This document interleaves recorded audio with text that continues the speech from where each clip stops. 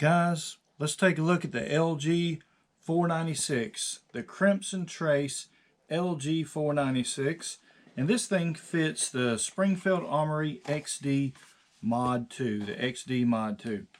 So here's the firearm, the XD MOD2, and it's clear. We'll remove the magazine. It's clear, no ammunition in the area. Let's unbox it, see what it comes with. Here's your laser for it.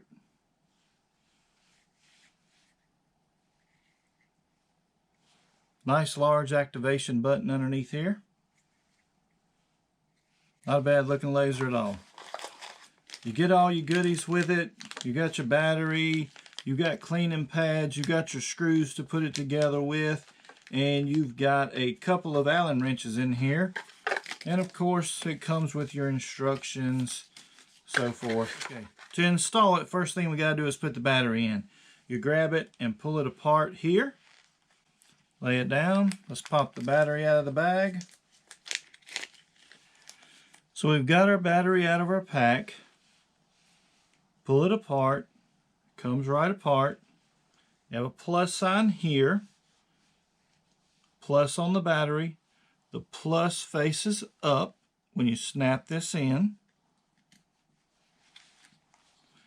Battery lays in sideways. The plus faces up on it. Picatinny rail on the front of the firearm here. Your Crimson Trace laser is going to slide right in there.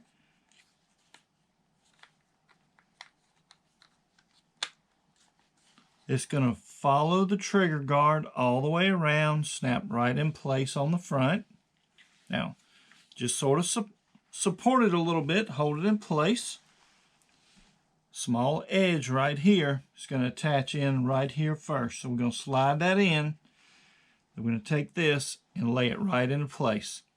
Should go in nice and easy. You shouldn't have to force it or put an excessive amount of pressure on it to install it. Our screws will go in from this side. So let's drop our screws in.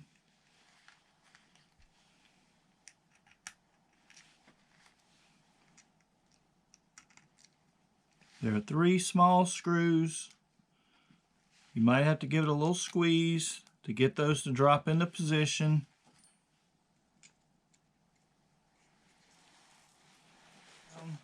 So we're just going to stop.